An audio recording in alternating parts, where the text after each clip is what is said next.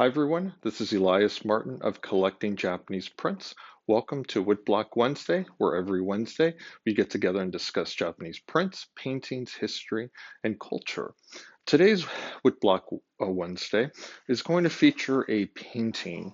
I haven't featured that many paintings in the series, and this great piece came by my hands. In fact, it's already sold.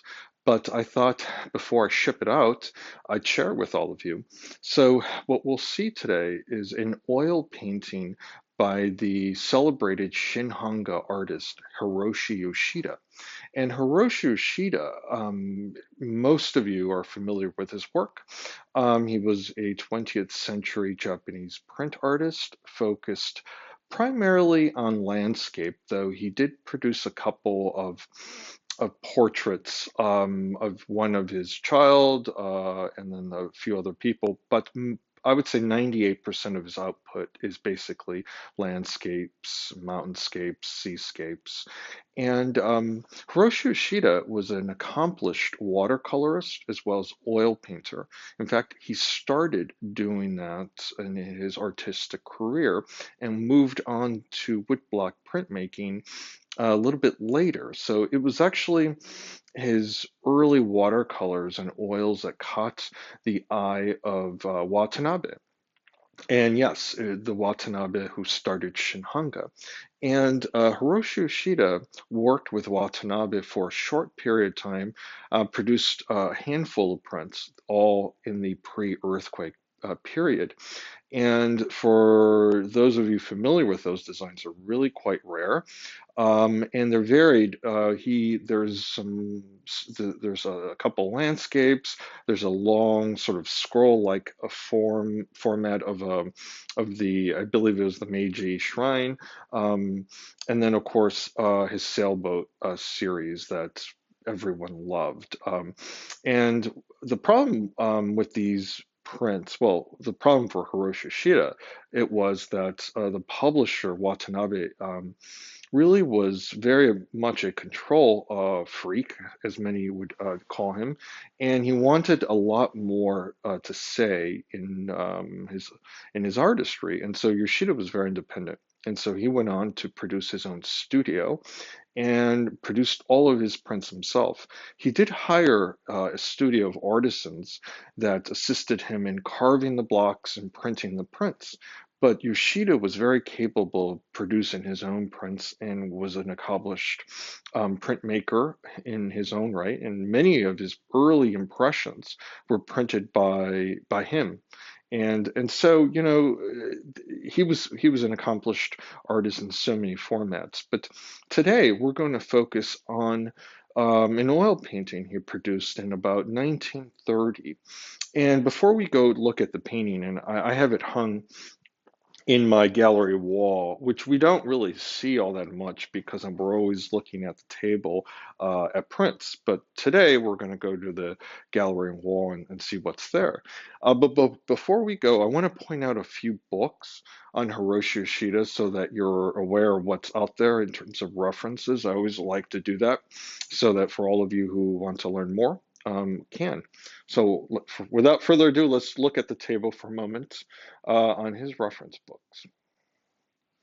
So I pulled a few here. This is the main reference book on Yoshida. This is the complete woodblock prints of Hiroshi Yoshida.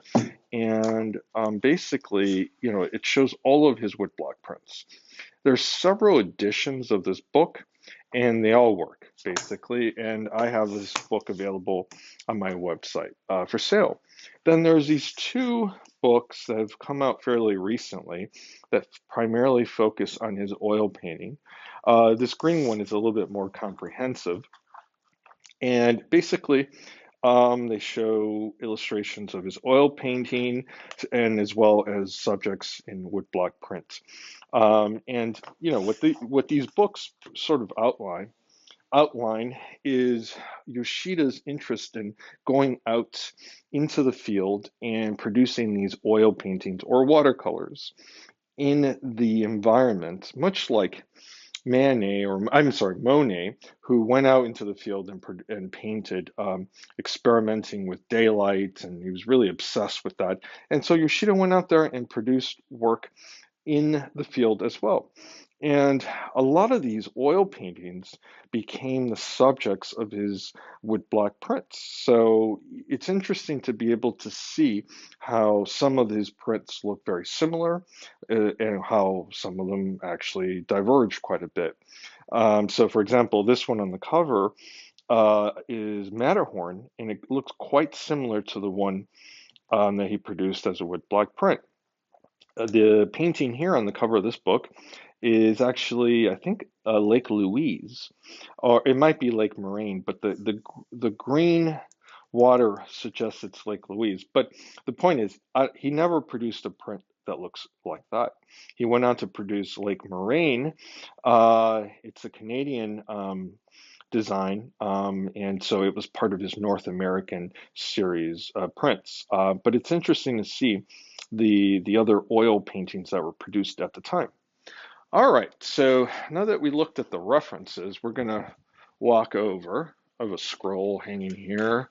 For those of you who always wondered what was behind me, there's a couple of prints back here, and there's my sitting area there. But today, this we're going to look at this painting here, and I'm going to see if I could back up so you could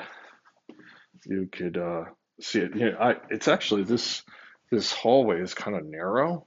You could kind of see it's not that wide, so I have to kind of sneak in here. So what we have here is a beautiful oil painting done, as I said, by Hiroshi Yoshida, and this was done about circa 1930. There is no date on the painting itself, and typically we don't see dates on his paintings.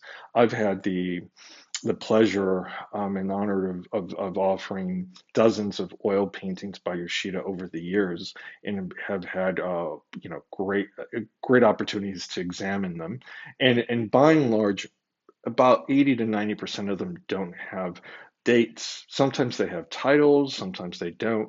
Typically, the ones that I've seen with titles are the foreign subjects. And this one is a Japanese scene, and so there's no title. And what we have here is a scene that he actually sort of revisited a few times. I'm aware of at least one other oil painting that is similar to this, and what we have here is this really wonderful sort of river that cuts through the composition. And there's this really wonderful there's this mountainous landscape in the background. And he's done it in a really wonderful way that I keep using the word wonderful because it is. It has this really strong atmospheric quality in the background. And as Yoshida oil paintings go, this one's actually really lively and animated. I've seen so many that read a bit more flat, and this, I mean, he used quite a bit of oil painting, and you see the painting really sitting on the surface of the canvas. It's the surface is quite nice and lively. And here we have Hiroshi Yoshida's distinct signature in his oil paintings. And for those of you who have not seen it, that is exactly what you want to see in an oil painting. And I'm going to zoom up so you could see how wonderful the painting is. I mean, the brush strokes that are present throughout the design give this really wonderful. I'm going to stop using the word wonderful, but it's a dynamic effect where in the foreground you almost see a kind of a sense of the vegetation moving back and forth with this wind, and you can almost hear the stream that's actually quite active. You can see here with the brushstrokes that you were suggesting the stream being quite strong and even loud. And in the background, you can see that it's this time of day where the background is a bit hazy, really very atmospheric, much more quiet, much more contemplative, and you have that background that really sets the front apart from the back, and there's this really wonderful dynamic, this back and forth of how the energy raids throughout the painting. I think it's just fascinating and provocative and thought provoking, and I love it. It's a great painting. And so, for those of you who, who come across Hiroshi Yoshida prints, it's not every day that you will see an oil painting by this master. And so, I thought today's Woodblock Wednesday would be a great opportunity to engage with something that is not normally encountered. And when you do see it, they're either in museums or they're in auctions that are there one day and gone the next. And so I'm hoping that this video will serve sort of as a tool, as a reference tool to show you what Hiroshi Yoshida paintings should look like and what's typical, particularly for a Japanese scene by Yoshida. And this again, this painting was done about 1930. Now I'm going to zoom in again so you could see the work throughout.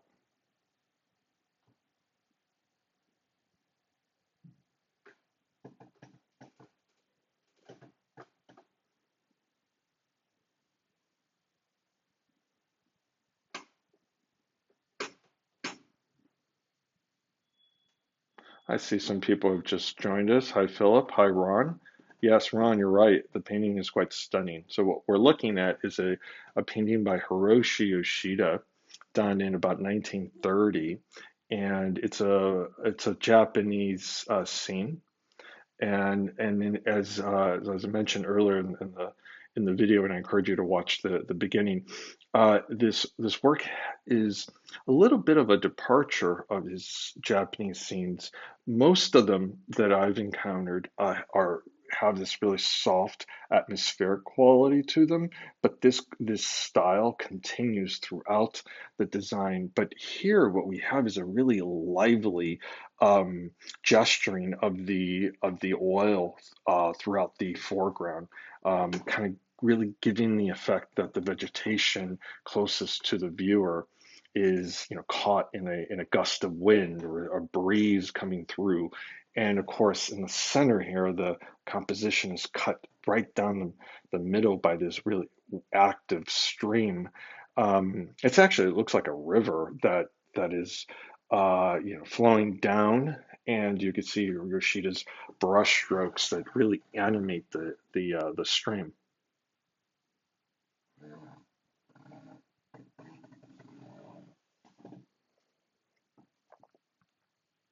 So it's interesting to see. Often, woodblock print artists were talented painters in their own right, and for others, his Yoshida's contemporaries, such as Hasui, he was an accomplished watercolorist. His watercolor designs, though, serve primarily as sort of works in progress to help him in the help him decide on how the print should look. So it is true that there are some Hasui prints that were pretty much finished, but they were, well, they're all finished. All the watercolors are finished, I should say. I don't want to say that they're they're not finished works, but they were produced to help Hasui produce the design in woodblock form. And there are some designs that Hasui was commissioned after the woodblock print was made, and they are done on different paper. They're slightly larger, and I won't go into those particulars, but Yoshida was a little bit different because he had a career before woodblock printmaking and was very successful at selling his watercolors and his oil paintings. He traveled to the United States for exhibitions of his woodblock prints, but he would bring his oil paintings or would produce oil paintings on his travels and sell them. So, he's very, very successful. The part of his business or his career that involved artwork that was outside of woodblock prints, was actually quite large for him. And he was accompanied by his wife, who was also an accomplished oil painter and watercolorist. And I'll be showing a watercolor by his wife, Fuji Yoshida, in the coming weeks, which is quite nice. But for today, I just thought I would focus primarily on Hiroshi Yoshida's oil that I happen to have at the gallery today. So, I acquired this a couple of weeks ago, and because his oil paintings are so popular, a collector snatched it up even before I could even put it up on my website. So, and you could see why. I mean, it's such a stunning work. So I'm going to come in again so you could see the wonderful, brush strokes throughout.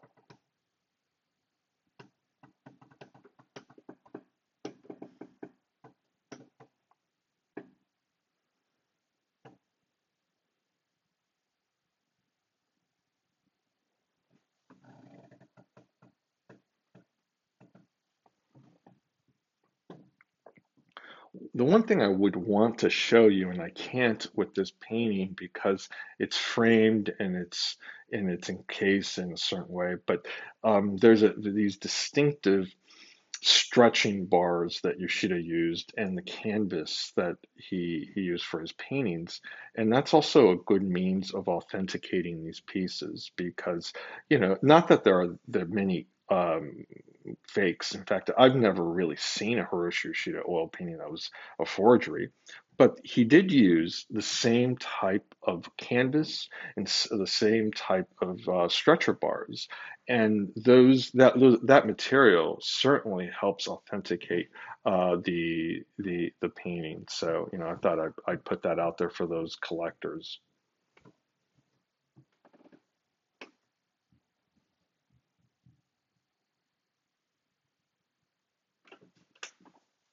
And I'm going to back up a little bit so you could kind of see it in a different light.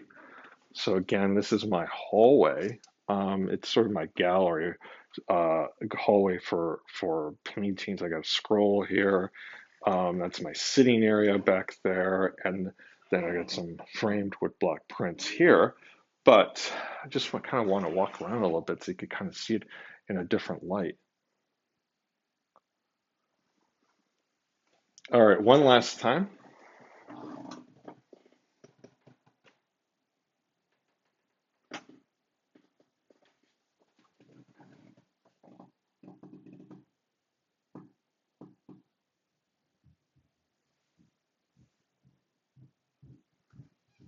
Let's see, try to back up. And for those of you who just joined me, I put out some books at the beginning of the video. I encourage all of you to check out the beginning of the video, where I discuss the new references on Hiroshi Yoshida's oil painting that have just come out. But I want to thank all of you for joining me on the latest installment of Woodblock Wednesday. It was a pleasure to be able to show you such a rare painting that doesn't come up for sale that often. So, and in the coming weeks, I'll be showing original works by other members of the Yoshida family. So that's something I look forward to. And so, thank you again for joining me. Oh, and one last thing. I'm archiving and basically uploading all of my Woodblock Wednesdays onto YouTube. So if you want to check out previous episodes, go to my website, collectingjapaneseprints.com, scroll down to Woodblock Wednesday, click on that, and you'll see all of the videos I've done over the last couple, I would say about a year and a half, 2 years now. I've been doing these videos. So, you can enjoy previous ones if you haven't seen them on various topics. So thanks again for joining me, and I'll see you next week on Woodblock Wednesday. Until then, bye bye.